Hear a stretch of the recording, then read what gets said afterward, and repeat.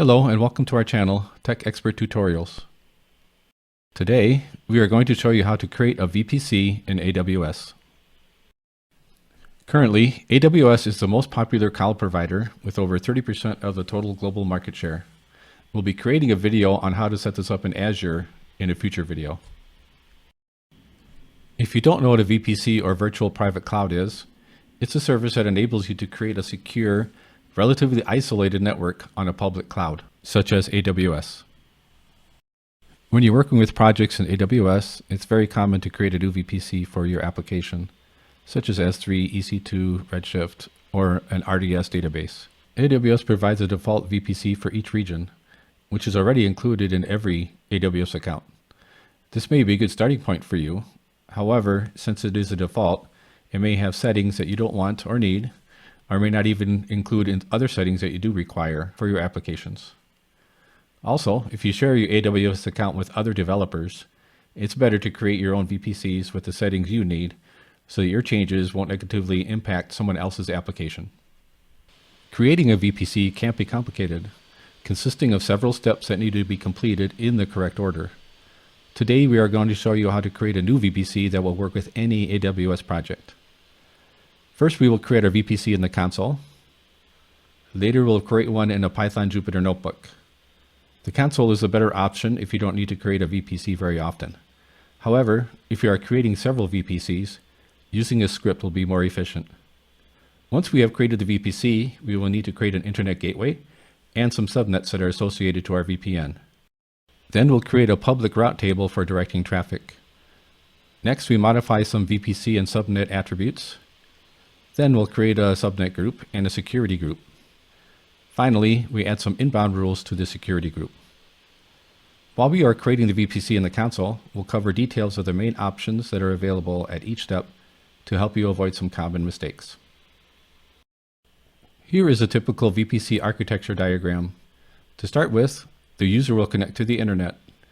The internet connects to your VPC through the internet gateway based on the route table settings.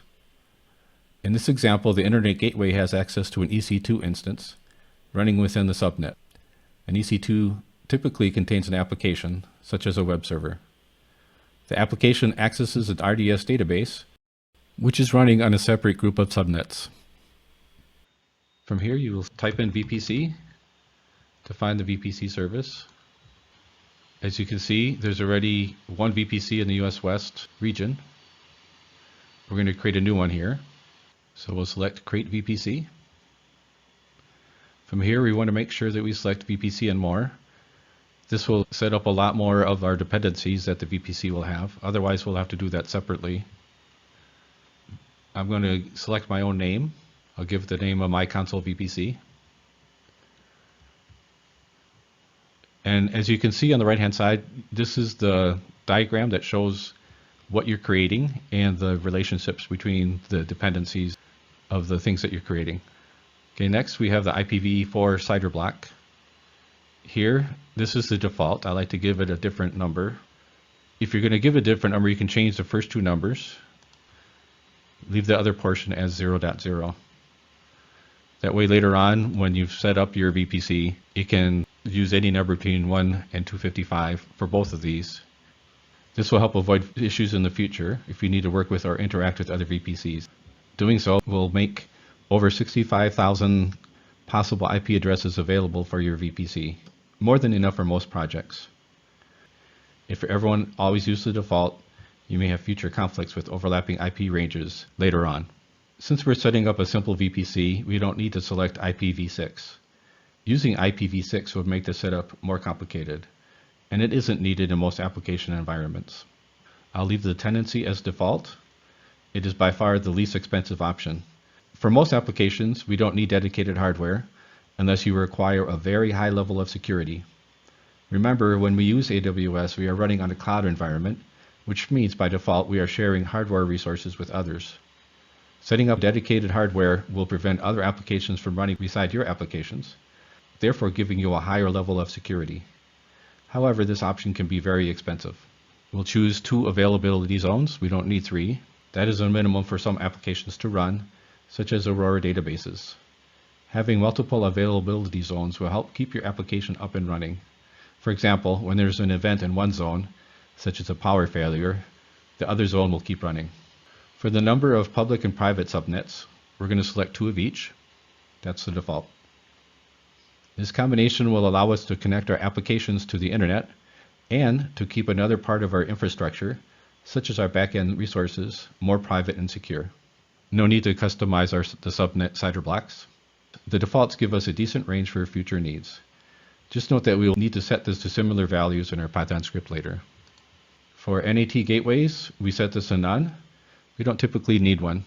And including this would also include an additional charge. Note the $sign here. We would use one if something in our private subnets needed to access the internet directly. For example, if our EC2 application needed to access software updates from an external site. For VPC endpoints, I'm going to select none. I'm not using an S3 application here. We can always set up endpoints later, depending what application we have. However, if we do select this, you should look at adding restrictions or limiting access to this endpoint, as the default setting is not very secure. For DNS options, we select both of those. We want our application to have access to DNS.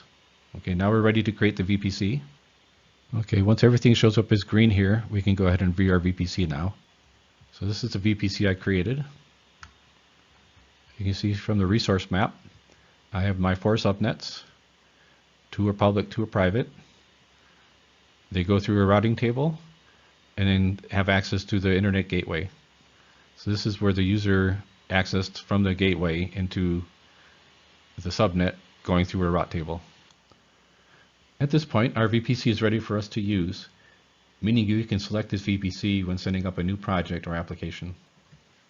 If you had to create several of these with the same settings, such as one VPC for development, another one for test, and then a third one for production, you may have difficulty remembering some of the options each time. In this case, it's better to create a script that will set this up for you to prevent any forgotten settings and to avoid other mistakes. Okay, so now we're ready to run this in the notebook. To run this in the Jupyter Lab notebook, you'll have to set up some kind of environment here. You can run these commands to set up your environment. Once you've done that, you have access to the Boto3 SDK, which is the AWS SDK that we're going to use. Then I create some client and session variables. These are the ways of connecting to the AWS account that you have. You usually give a region name. And the first step is to create your VPC. This is just a bare bones VPC with the CIDR block and the instance tenancy variable set. After you've created your VPC, then you add some tags. This is giving my VPC a name. It's also waiting until it's available. I want to see what the VPC ID is that I'm creating. I'll be using that later. Next, I create the internet gateway. Then I attach it to my VPC. Next, I create some subnets. Here I'm creating 4, and I'm giving it 4 different availability zones. Then I want to describe the route tables. That gives me the route ID. And I use this route ID in order to create a route. Then I create a route using this as the CIDR block. This allows external access to my applications. I modify the VPC attributes. Then I modify some subnet attributes. Then I create a subnet group for any database that I'm going to be using in the future, such as an Aurora database. I create a security group. Then I set up some rules so that I can access this externally.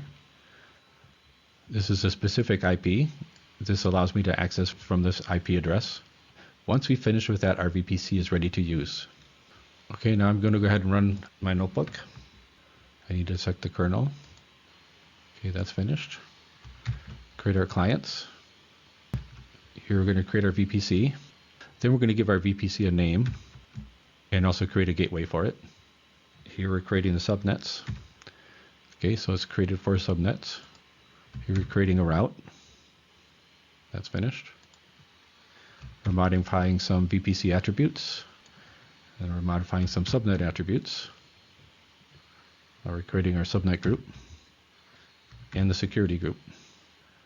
And then finally we're creating all of our rules. Okay, so it looks like that finished. Now we'll go back to the console and check on our VPC. Okay, you can see there's 2 now. One is the my VPC that we just created. This is our resource map. You can see that our subnets all point to one route table, and that route table points to our internet gateway. So it looks like we were successful. Delete the VPC that we just created. As you can see from this list, this is the steps that we're going to go through. And we need to go in this order because there are some dependencies. You can't delete one until the other one is deleted. I'm going to run this from a Python script. It's just easier to run all of this from one script. In order to run this script, you would type in Python, the name of the script, and then the VPC that you want to delete. Just remember, this is going to delete all the dependencies, so make sure that you don't need any of the other dependencies after you're finished. I will make all this code available in the description below.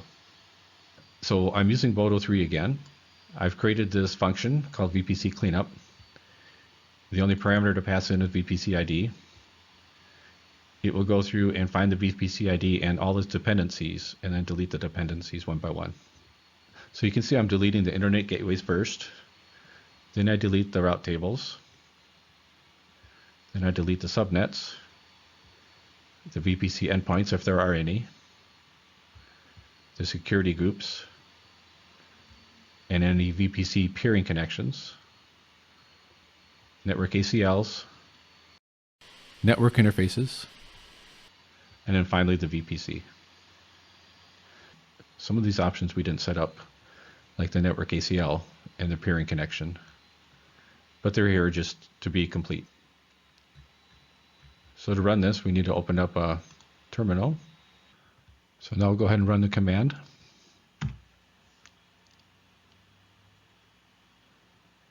It won't delete the default security group or the default network ACL. They may be used in other VPCs. Everything else should be deleted now. Let's go check the console. And you can see that VPC is deleted now. Well, that's all we have for now. Thank you for watching our video. See you next time.